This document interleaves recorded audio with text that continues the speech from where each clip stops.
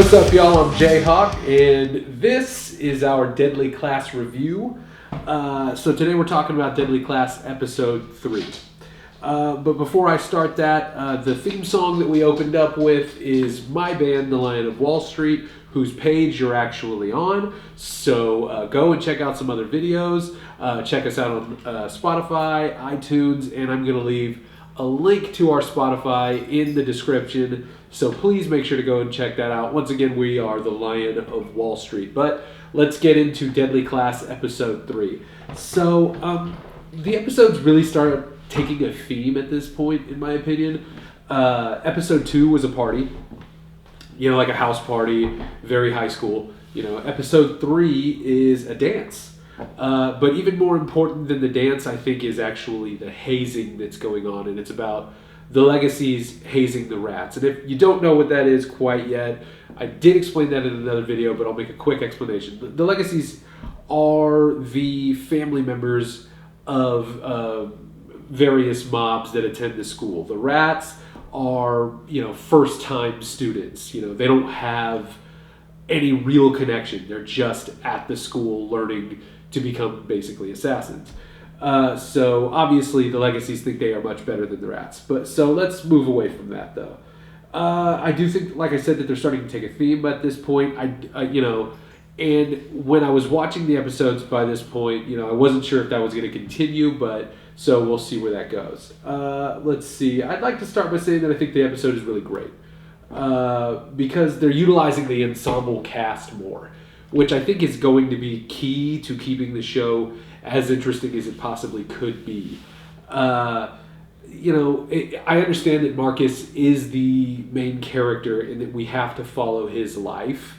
But I think that the show is going to benefit more and become a much stronger show once we start focusing on more characters like Billy, Victor, and Petra. And speaking of Petra, we get a lot more of her in this episode. She definitely becomes a more sympathetic figure. We get her backstory at some point, I believe, in this episode. I'm not sure if that was episode 4. Actually, I will go ahead and double check that. But we do get a lot more of her, and she is, like I said, starting to become a little bit more sympathetic. But will she stay that way? I really don't know. This is a school that's training these kids to become killers. So while we do feel bad for her at points in this episode, I don't know if it's going to stay that way. So throughout the episode, Petra is being very clearly pursued by Victor, whom we discussed this, she hooked up with at the party in episode 2 as she was trying to avoid Billy. It's surprising that Victor would be into her after this, but he, weirdly enough, is. And he's, going after her and really not being very subtle about it at all. So as he's pursuing her, he's trying to get her to go to this dance with him. I can't remember. It was a Sleep with the Fishes dance. That's right. I didn't write that down. I just remembered that. That's right. So I believe it was the Sleep with the Fishes dance, which I thought was pretty hilarious. Obviously, all dances have these themes in high school, and it's hilarious that they're going to a school where it's about, they're basically learning to murder people, and their dance's theme is Sleep with the Fishes. So I thought that was actually a pretty clever point, and probably not something that a lot of people are going to point out. I don't know. So, he's pursuing her throughout the episode. She better not come to...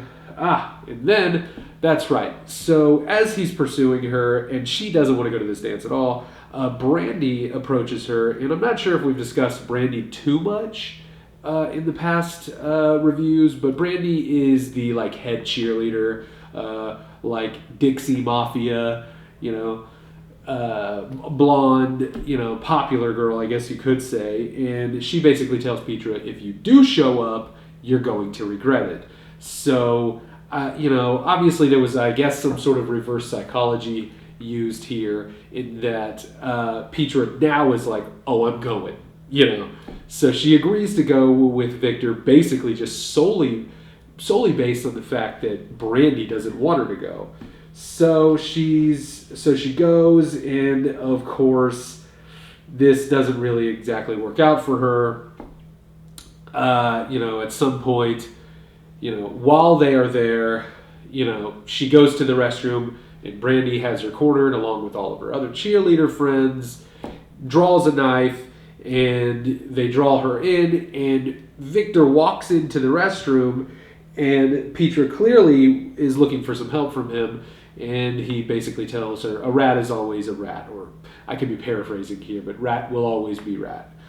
So closes the door behind him, and eventually they pop back out of the restroom with Petra in hand. She's covered head to toe in this hideous makeup and a wig, and obviously they've really gone in on the hazing on Petra here, because she bothered to show up to this dance. But obviously Victor was in on it, so the reverse psychology used to get her there is eventually what is her demise. And eventually, Marcus, Billy, and Lex, that's correct.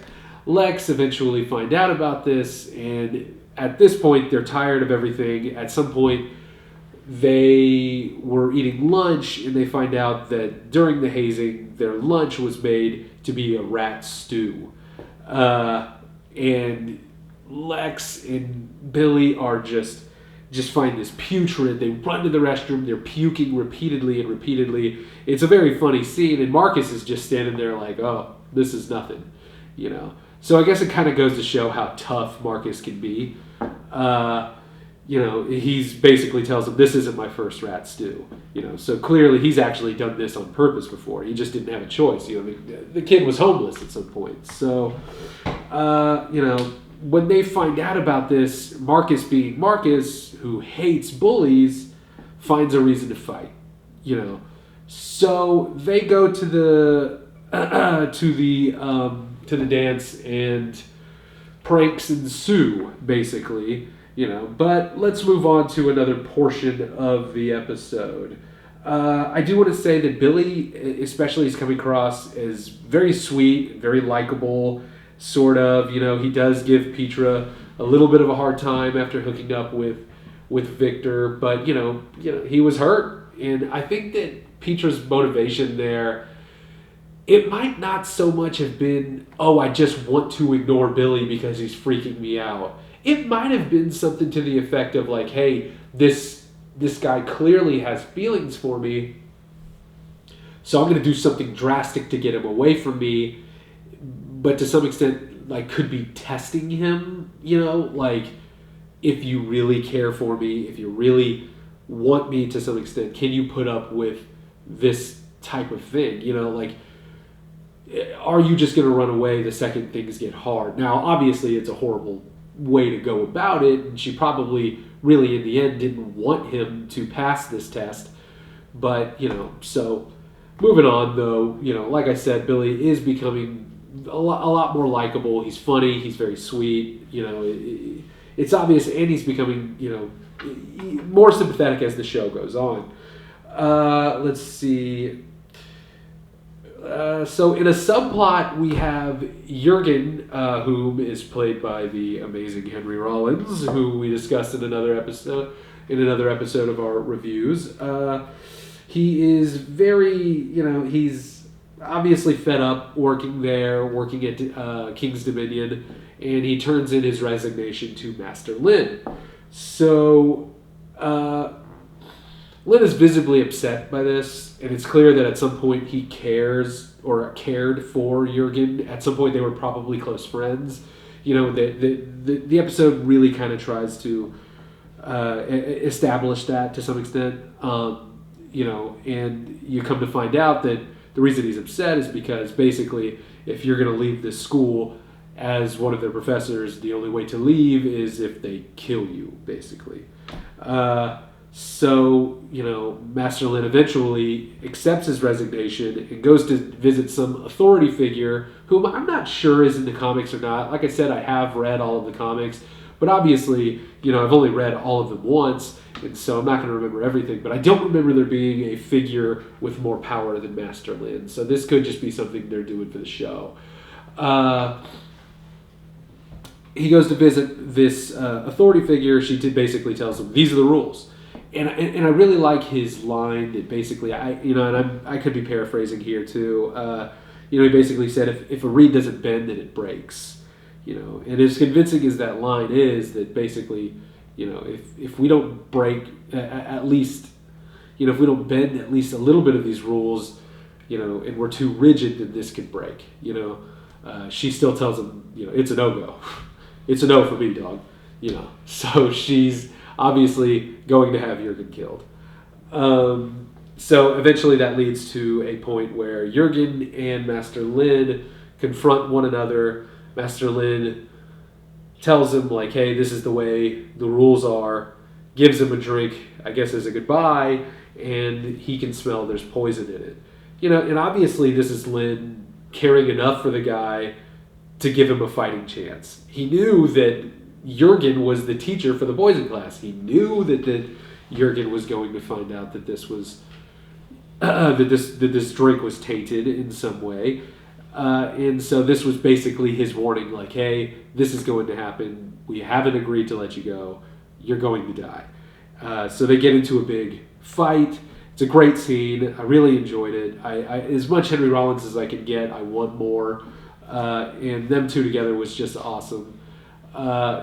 Eventually Master Lin does get the drop on him, but allows him, to leave. But you really get the sense that even though Master Lin kind of let him go, eventually they're going to catch up to Jurgen or Henry Rollins. So I'm going to talk a little bit about Maria and Saya here because of course I am. Their friendship is really showing through a lot in this episode. They agree to go to the dance together, but before they can go to the dance together, basically Maria has to get permission from Chico. And he eventually does give Maria permission to go. And so it shows Maria and Saya hanging out a lot in this episode.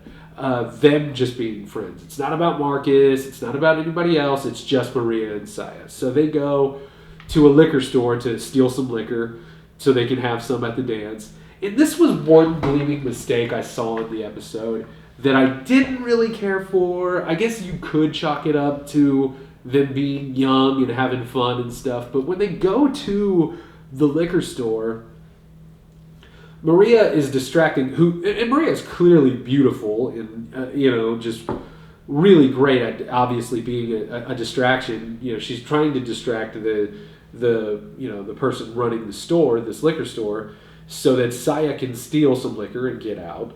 And as Saya's quietly leaving, she runs into something. Guy pulls out a gun, immediately catches Saya. But Saya's supposed to be this insanely, unbelievably skilled, she's adept at every skill that King's Dominion is teaching. And yet when she's sneaking out of a store, she bumps into something. I thought that was a little bit of a mistake. But like I said, I guess you could chalk it up to them just being kind of young and trying to have some fun that night. So that was one thing I noticed that I didn't really care for. But, but eventually they make it out of the store. They have their liquor. They go to the dance, and they're having fun. And, of course, eventually Chico shows up. And I think this was more one of the bigger moments of the episode, especially, for me, in that obviously when Chico shows up, Saya's very upset, because she just kind of feels like you can't let her have one night. And so she really starts going in on Chico.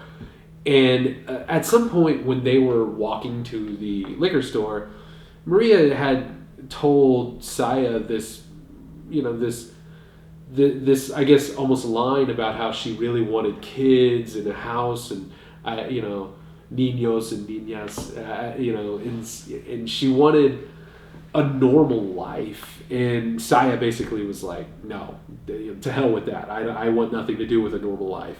She wants to rule the world or whatever, So later on when she's arguing with Chico kind of just interrupts her, or basically tells her, hey, did she tell you that line about wanting the house and kids, the niños and niñas? He quotes Maria. So you kind of go, yeah, is Maria serious when she told her that? Or is this something Chico taught her to tell everyone in order to manipulate anyone? So obviously this kind of shuts down Saya to some extent. And, obviously I think there's going to be some resentment growing there. Because clearly we have Saya, there's already going to be some obvious triangle between Saya, Maria, and Marcus. And now you have this, this little thing in the back of her head, like, did she lie to me? Is she manipulating me? So I think that was one of the more important parts of the episode. I think we can cut it off right there. Those I think were the main points of this episode. Really great episode. Really perfect kind of episode 3, if you will. Because like I said, we're really starting to get to see more characters. Petra, Billy, Victor, Lex even, so we're starting to get to know these characters a bit more. So let's go on to episode 4. Like I said, please like, subscribe, comment, let us know what you think about the show, let us know what you think about the music, and come back for our episode 4 review.